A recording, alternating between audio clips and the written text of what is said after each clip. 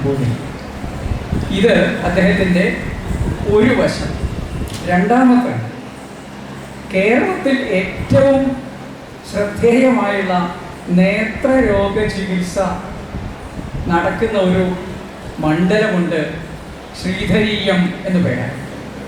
ആ ആശുപത്രിയുടെ മുഖ്യ ഭിഷഗ്വരനായിട്ട് ഏറെക്കാലം സേവനമനുഷ്ഠിച്ചതിന് ശേഷം കുറിച്ചിത്താനത്ത് ഇപ്പോൾ സ്വന്തമായിട്ട് ഒരു നഴ്സിംഗ് ഹോം ഇദ്ദേഹം നടത്തുന്നുണ്ട്. നേത്ര ചികിത്സ തന്നെയാണ്. ഒന്ന് വേദത്തിലേക്കുള്ള കാഴ്ചയാണ്, രണ്ടാമത്തേത് സാധാരണക്കാരുടെ കാഴ്ചയാണ്. രണ്ടു കാഴ്ചകളും സമന്വയിപ്പിച്ചിട്ടുള്ള ഒരു വ്യക്തിയാണ് എന്നർത്ഥം. ഉദാത്തമായ ആശയങ്ങളും ഉദാരമായ ചിന്തയും കൊണ്ട് സുരഭിലമായുള്ള ഒരു വ്യക്തിത്വത്തിൻ്റെ ഉടമയാണ് എന്ന് അദ്ദേഹം തെളിയിച്ചു കഴിഞ്ഞു. ഈ സൗഭാഗ്യം, നമുക്ക് കിട്ടിയ ഈ സൗഭാഗ്യം ഇന്ന് ഭാഗവതത്തിൽ പ്രകീർത്തിച്ചിട്ടുള്ളതായ ശ്രേഷ്ഠ ജീവിതം എന്നുള്ള ഒരു സങ്കല്പം, എങ്ങനെയാണ് ജീവിതം മഹത്തരമായിട്ട് ഭാഗവതം കാണുന്നത് എന്നുള്ള വിഷയം ഇന്ന് അദ്ദേഹം നമുക്ക് പറഞ്ഞു തരും. വളരെയധികം ബഹുമാനത്തോടു കൂടി, സ്നേഹത്തോടു കൂടി ശ്രീ തോട്ടം ശിവകരൻ നമ്പൂതിരിയെ ഈ സദസ്സിലേക്ക് സ്വാഗതം ചെയ്തു. ഗുരുവായൂരപ്പ ശരണം. ഗുരുർബ്രഹ്മ ഗുരുർവിഷ്ണു ഗുരുദേവോ മഹേശ്വര ഗുരു സാക്ഷാൽ പരം ബ്രഹ്മ തസ്മൈ ശ്രീ ഗുരവേ നമഃ. അജ്ഞാനതിമിരാന്ധസ്യ ജ്ഞാനാഞ്ജനശലാകയാ ചക്ഷുരുന്മീലിതം യേന തസ്മൈ ശ്രീ ഗുരവേ നമഃ. സദാശിവസമാരംഭാം ശങ്കരാചാര്യമധ്യമാം അസ്മദാചാര്യപര്യന്താം വന്ദേ ഗുരുപരമ്പരാം. കൃഷ്ണായ വാസുദേവായ ഹരേ പരമാത്മനെ പ്രണതക്ലേശനാശായ ഗോവിന്ദായ നമോ നമഃ.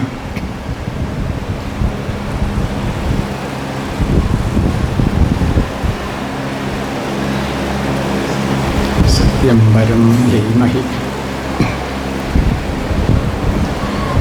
ഗുരുവായൂരപ്പൻ്റെ പാദാരവിന്ദത്തിൽ നമസ്കരിച്ചുകൊണ്ട് ഗുരുവായൂരപ്പന് പുഷ്പാഞ്ജലിയായി ഏതാനും വാക്കുകൾ കഴിഞ്ഞ കൊല്ലമൊക്കെ ഉണ്ടായതുപോലെ ഇക്കൊല്ലവും നടത്താൻ ആഗ്രഹിക്കുന്നു. ഗുരുവായൂരപ്പൻ്റെ അനുഗ്രഹം ഉണ്ടെങ്കിൽ മാത്രമേ അത് സാധ്യമാവുകയുള്ളൂ എന്ന് ഏറ്റവും വ്യക്തമായിട്ട് അറിയാവുന്ന ഒരാളാണ്. നാരായണ നമ്പൂതിരി സാറ് പറഞ്ഞ പോലെ ഭഗവാന്റെ അനുഗ്രഹം കൊണ്ടും കാരണവന്മാരുടെ അനുഗ്രഹം കൊണ്ടും 6 മാസക്കാലം ഗുരുവായൂരപ്പനെ പൂജിക്കാൻ ഭാഗ്യം ലഭിച്ചു. അത് പറയുമ്പോൾ തന്നെ നമുക്കൊരു എന്തെന്നില്ലാത്ത ഒരു വികാരം ഉള്ളിൽ നിന്നും വരുന്നുണ്ട്. കാരണം അത്ര അനിർവചനീയമായ ഒരു അനുഭവമാണ് ഗുരുവായൂരപ്പ പാദത്തിൽ സേവിക്കുമ്പോൾ ലഭിച്ചത്.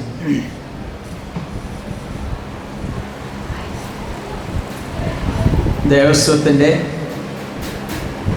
ആഗ്രഹപ്രകാരം ഇച്ഛയനുസരിച്ച് ഭാഗവതത്തിലെ ശ്രേഷ്ഠമായ ജീവിതത്തെക്കുറിച്ചും ശ്രേഷ്ഠമായ ജീവിതം എങ്ങനെ നയിക്കണം എന്നതിന് ഭാഗവതത്തിൽ എന്തു പറയുന്നു എന്നതിനെക്കുറിച്ചും ചെറിയൊരു വിവരണം പറയാൻ ആഗ്രഹിക്കുകയാണ്. ഭാഗവതം 365 ദിവസവും ഒരു വർഷത്തിൽ അലയടിക്കുന്ന ഒരു ദേവസ്ഥാനം ഗുരുവായൂരല്ലാതെ വേറെ എവിടെയില്ല. അതായത് ഒരു കൊല്ലത്തിൽ 365 ദിവസം എന്ന് പറഞ്ഞാൽ സദാസമയവും എന്ന് പറയാം. എത്രയോ പതിറ്റാണ്ടുകളായിട്ട് അത് അനിരതം അഖണ്ഡമായിട്ട് നടന്നുകൊണ്ടിരിക്കുകയാണ്. നാമജപവും ഭാഗവത പാരായണവും അതുപോലുള്ള പുണ്യകർമ്മങ്ങളും. അതുകൊണ്ട് ഇതിൽ പരം ധന്യമായ ഒരു സ്ഥാനം, മഹൽ സ്ഥാനം വേറെ എവിടെയില്ല ലോകത്തിൽ. അതുതന്നെയാണ് ഈ പ്രദേശത്തിൻ്റെ മാഹാത്മ്യം. ഞാൻ ഭാഗവതത്തിലെ ഒരു സ്ഥിരം പാരായണക്കാരനല്ല, സപ്താഹക്കാരനല്ല. ഞാൻ കൈകാര്യം ചെയ്യുന്നത് അദ്ദേഹം നമ്പൂതിരി സാറ് പറഞ്ഞ പോലെ കുട്ടിക്കാലം മുതൽ ഏതാണ്ട് 50 കൊല്ലത്തിലധികമായി വേദം പഠിക്കാൻ തുടങ്ങിയിട്ട് ഇപ്പോഴും പഠിച്ചുകൊണ്ടിരിക്കുന്നു. അത് നിലനിർത്താൻ വേണ്ടിയിട്ട് കുട്ടികളെ പഠിപ്പിച്ചുകൊണ്ടിരിക്കുന്നു. അപ്പോൾ പഠിക്കുകയും പഠിപ്പിക്കുകയും ചെയ്യുന്ന ഒരു സ്വാധ്യായമാണ് വേദത്തിൽ നിർവഹിച്ചുകൊണ്ടിരിക്കുന്നത്. അതുപോലെ ഉപവേദമായ ആയുർവേദത്തെയും ഉപാസിക്കാൻ ഭാഗ്യം കിട്ടിയിട്ടുണ്ട് ധന്വന്തരിയുടെ അനുഗ്രഹത്താൽ. ഇപ്പോൾ വേദവുമായിട്ടും ഉപനിഷത്തുമായിട്ട് ബന്ധപ്പെട്ട് ശ്രേഷ്ഠമായ ജീവിതത്തെക്കുറിച്ച് പറയുമ്പോൾ അതുതന്നെയാണ് ഭാഗവതത്തിൽ പറഞ്ഞിരിക്കുന്നത്. കാരണം വേദമാകുന്ന ശാഖിക്കമ്പത്വം എന്ന് പറയുന്ന പോലെ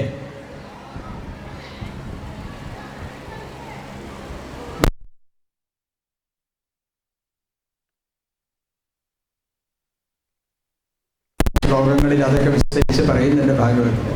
അതുകൂടാതെ വേദത്തിൻ്റെ മഹാത്മ്യവും വേദത്തിൻ്റെ വിശേഷം പറയുന്നുണ്ട്. അപ്പോൾ ഭാരതീയ സിദ്ധാന്തം അനുസരിച്ച്, സനാതനധർമ്മം അനുസരിച്ച് എങ്ങനെ ശ്രേഷ്ഠമായ ജീവിതം നയിക്കണം എന്നതിന് ഉത്തമമായ ഉദാഹരണമാണ് ഭാഗവതത്തിൽ പറഞ്ഞിരിക്കുന്നത്. സാക്ഷാൽ ഗുരുവായൂരപ്പൻ്റെ ഭഗവാന്റെ കഥ നമ്മൾ കേട്ടാൽ മതി എങ്ങനെയാണ് ശ്രേഷ്ഠമായ ഉത്തമമായ ജീവിതം നയിക്കേണ്ടത് എന്നറിയാൻ. വേറൊന്നും വേണ്ട. അതുകൂടാതെ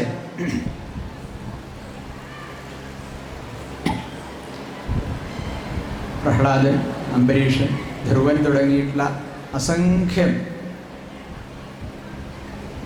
ഉത്തമ ഭക്തന്മാരുടെ കഥയും ഭാഗവതത്തിൽ പറയുന്നുണ്ട്.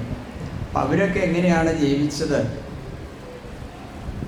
ഏതു തരത്തിലാണ് ഭഗവാനെ ഉപാസിച്ചത് എന്ന് മനസ്സിലാക്കിയാൽ അതുതന്നെയാണ് ഉത്തമമായ ജീവിതം, ശ്രേഷ്ഠമായ ജീവിതം എന്ന് നമുക്ക് മനസ്സിലാക്കാൻ പറ്റും.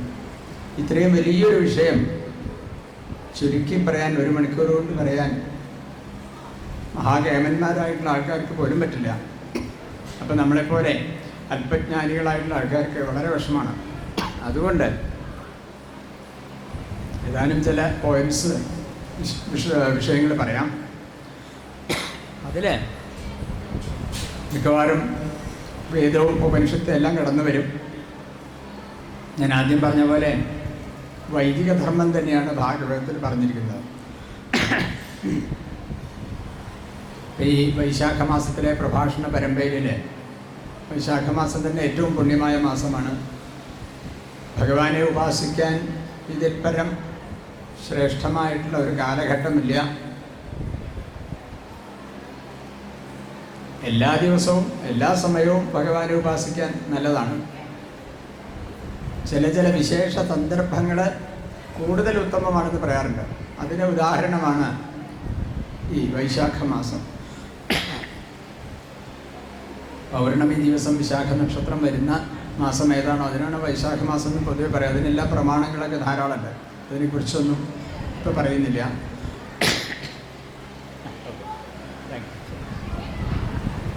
ഒരുപാട് അകലയിൽ നിന്ന് വരുന്നുണ്ട്, നല്ല ചൂടും ഉള്ളതുകൊണ്ട് കുറച്ച് അസൗകര്യം ഉണ്ടാവും, ക്ഷമിക്കാം.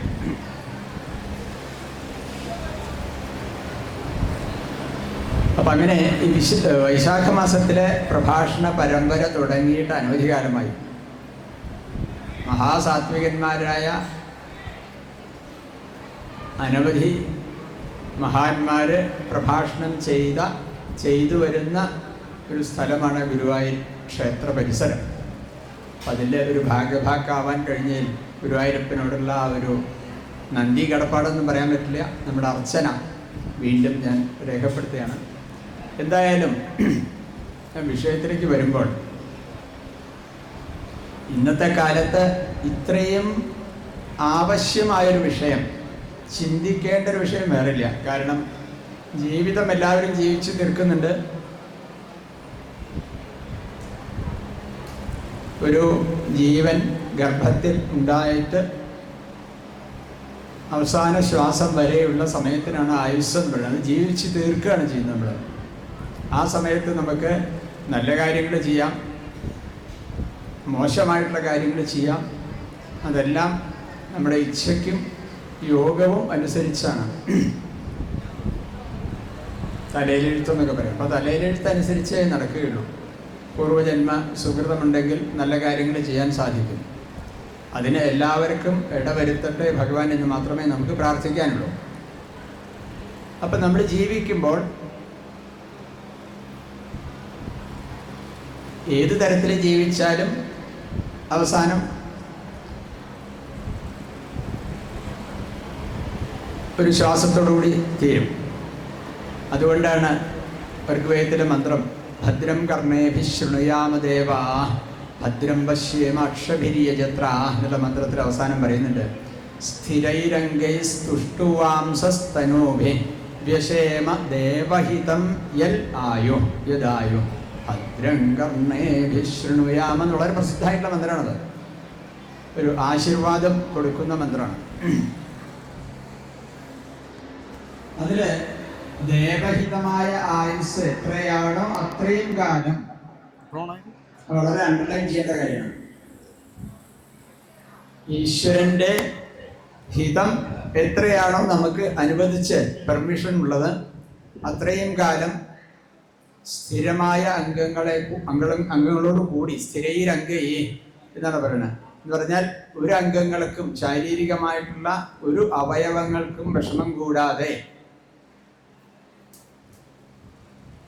ജീർണിക്കാതെ അവസാന ശ്വാസം വരെ ജീവിക്കാൻ ഇടവരട്ടെ എന്നാണ് ആ മന്ത്രത്തിൻ്റെ ഒരു ചുരുക്കമായിട്ടുള്ള ഒരു അർത്ഥം. ഭദ്രം കർണേഭി ശൃണുയാമ, ഇതൊക്കെ ഭാഗവതത്തിൽ ഇതൊക്കെ തന്നെയാണ് പറയണത് കേട്ടോ. ഭദ്രം കർണേഭി ശൃണുയാമ ദേവ, അല്ലയോ ദേവന്മാരെ, ഭദ്രമായിട്ടുള്ള കാര്യങ്ങള്, നല്ല കാര്യങ്ങള് ചെവി കൊണ്ട് കേൾക്കാൻ ഇടവരട്ടെ. അത് കൂടുതൽ നമുക്കൊന്നും ആശീർവദിക്കാനില്ല. നല്ലത് മാത്രം കേൾക്കാൻ ഇടവരട്ടെ. നിങ്ങളായാലും ഞാനായാലും നമ്മളെല്ലാവരും ഭദ്രമായിട്ടുള്ള മംഗളമായിട്ടുള്ള നല്ല വാക്കുകൾ, നല്ല വാർത്തകൾ, നല്ല വർത്തമാനങ്ങൾ കേൾക്കാൻ ഇടവരട്ടെ. ഭദ്രം കർണേഭി ശൃണുയാമ, കർണങ്ങളെ കൊണ്ട് കേൾക്കാൻ ഇടവരട്ടെ. അതാണ് ആദ്യത്തെ വരി. ഇതിലും വലിയൊരു ആശിസ് എന്താ? അടുത്ത് വീണ്ടും ഉറപ്പിക്കാൻ വേണ്ടി പറയാണ്, ഭദ്രം പശ്യേമാക്ഷഭിര്യജത്ര, ഭദ്രമായിട്ടുള്ള കാഴ്ചകൾ കണ്ണുകൊണ്ട് കാണാൻ ഇടവരട്ടെ. അപ്പൊ ചെവി കൊണ്ട് നല്ലത് കേൾക്കാം, കണ്ണുകൊണ്ട് നല്ലത് മാത്രം കാണാം. അപ്പൊ അതാ ഞാൻ പറഞ്ഞ ഇന്ന് ഏറ്റവും ദുർലഭമായിരിക്കുന്ന കാര്യമായത്. നമ്മൾ പത്രം എടുത്ത് നോക്കിയാൽ നെഗറ്റീവായിട്ടുള്ള വാർത്തകൾ മാത്രമേ കാണുന്നുള്ളൂ. TV ഓൺ ചെയ്താലും മൊബൈലില് സോഷ്യൽ മീഡിയ എടുത്താലും എവിടെ നോക്കിയാലും അഭദ്രമായിട്ടുള്ള കാര്യങ്ങളെ കേൾക്കുന്നുള്ളൂ. അതുകൊണ്ടാണ് ഈ മന്ത്രത്തിന് വളരെ പ്രസക്തി ഉണ്ട് ഇന്നത്തെ കാലത്ത്. വേദത്തിലെ എല്ലാ മന്ത്രങ്ങൾക്കും പ്രസക്തി ഉണ്ട് എല്ലാ കാലവും. ആ വേദം എല്ലാവർക്കും അവകാശപ്പെട്ടതാണ്, എല്ലാ മനുഷ്യർക്കും തുല്യമായി അവകാശപ്പെട്ടതാണ്. അതിനോട് ഭക്തിയും ശ്രദ്ധയും ഉണ്ടാവണം. അങ്ങനെയാണെങ്കിൽ എല്ലാവരും വേദം പഠിക്കണം. അതുകൊണ്ടാണ് ഞാൻ ഈ മന്ത്രം പ്രത്യേകം എടുത്ത് പറയാൻ കാരണം. യാതൊരു വിവേചനവും വേദത്തിൽ പറഞ്ഞിട്ടില്ല. വർണ്ണോ ലിംഗമോ ജാതിയോ മതമോ ദേശമോ ഒന്നും അതിന് ബാധകമല്ല. അതിന് കൃത്യമായിട്ടുള്ള കാരണങ്ങൾ അതിന് വ്യക്തമായിട്ട് പറഞ്ഞിട്ടുണ്ട് വേദത്തില്. നമ്മൾ തെറ്റിദ്ധരിച്ചുകൊണ്ടാണ് ഓരോന്ന് പറയുന്നത്. അതവിടെ നിൽക്കട്ടെ. അപ്പൊ എന്താ പറഞ്ഞത്? ഭദ്രമായിട്ടുള്ള, ഇതിൽ കൂടുതൽ നല്ലൊരു ആശീർവാദം പറയാനില്ല. അതുകൊണ്ട് അവസാനം വരെ ഒരു രോഗവുമില്ലാതെ എല്ലാ അവയവങ്ങളും സമ്പൂർണമായ പ്രവർത്തനത്തോടുകൂടി നമുക്ക് ജീവിക്കാൻ ഇടവരട്ടെ എന്നാണ് ഈ മന്ത്രത്തിന്റെ സാരമായിട്ടുള്ള അർത്ഥം. അതിന് ദേവന്മാർ, അവിടെ ദേവന്മാർ എന്ന് പറഞ്ഞാൽ വേദത്തിൽ ഉദ്ദേശിക്കുന്നത് നമ്മൾ ഇപ്പൊ കാണുന്ന ക്ഷേത്ര ആരാധനയിൽ പറയുന്ന ദേവന്മാരല്ല. അതിനുപരിയായിട്ടുള്ള ദേവതകളെയാണ്. ഇന്ദ്രൻ, അഗ്നി, വരുണൻ തുടങ്ങിയിട്ടുള്ള സിംബോളിക്കായിട്ട് പ്രതീകാത്മകമായിട്ടുള്ള ദേവതകളെയാണ് അതിന് ദേവന്മാർ എന്ന് പറയുന്നത്. അതിനൊക്കെ എത്രയോ ആയിരക്കണക്കിന് വർഷങ്ങൾക്ക് ശേഷമാണ് ആഗമ സിദ്ധാന്തവും ആഗമശാസ്ത്രവും ഇവിടെ ഉണ്ടായി ക്ഷേത്ര സമ്പ്രദായം വന്നത്. അതിനെല്ലാം മൂലം വേദമാണ്. അതുകൊണ്ടാണ് വേദോഖിലോ ധർമ്മ മൂലം എന്ന് സ്മൃതിയിൽ പറയാൻ കാരണം നോക്കൂ, എത്ര വളരെ മനോഹരമാണ്. അങ്ങനെ ജീവിക്കാനാണ് വേദത്തിൽ പറഞ്ഞിരിക്കുന്നത്. അതുകൊണ്ടാണ് ഞാൻ ആദ്യം പറഞ്ഞത്, ഇന്ന് ഏറ്റവും പ്രസക്തമായ കാര്യങ്ങളാണ് വേദത്തിലും ഉപനിഷത്തിലും പറഞ്ഞിരിക്കുന്നത്. അനാവശ്യമായി ഒരു കാര്യവും വേദത്തിൽ പറഞ്ഞിട്ടില്ല. അതിനെ പഠിക്കാൻ പഴയ കാലത്ത് പല അനാചാരങ്ങളും ഉണ്ടായിരുന്നു, അതെല്ലാം ഇല്ലാതെയായി.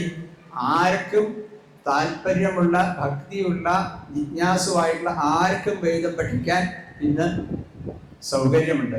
വേദം എന്ന് പറഞ്ഞാൽ ഉപനിഷത്തൊക്കെ അതിൽ പെടും. വേദത്തിന് 4 ഭാഗങ്ങളാണത്: സംഹിത, ബ്രാഹ്മണം, ആരണ്യകം, ഉപനിഷത്ത്. അപ്പൊ ഉപനിഷത്ത് വേദത്തിന്റെ ഒരു ഭാഗമാണ്. അപ്പൊ ഈ ഉപനിഷത്ത് പഠിക്കാനൊക്കെ എല്ലാവർക്കും സൗകര്യമുണ്ട്. അതൊക്കെ പഠിച്ചാൽ ലോകത്തിൽ ഇത്രയും വലിയ ഫിലോസഫി ഇല്ല, വേറെ എവിടെ ഇത്രയും മനോഹരമായിട്ടുള്ള, ഉത്തമമായിട്ടുള്ള, ശ്രേഷ്ഠമായിട്ടുള്ള ഫിലോസഫി ഇല്ല എന്ന് നമുക്ക് മനസ്സിലാവും. അതുകൊണ്ട് നാം ഒരു നിലയ്ക്ക് ഇക്കാലത്ത് ജനിച്ചത് ധന്യമാണെന്ന് ഞാൻ പറയുന്നു.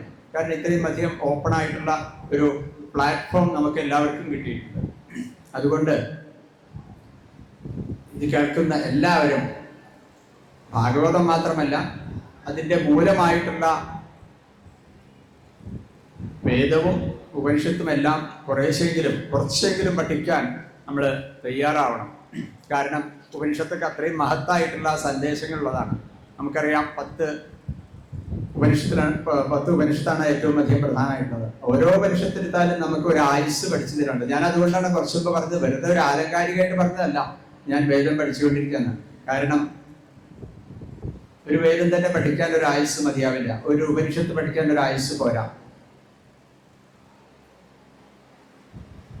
നമ്മൾ ശ്രദ്ധിച്ചു നോക്കിയാൽ മനസ്സിലാവും.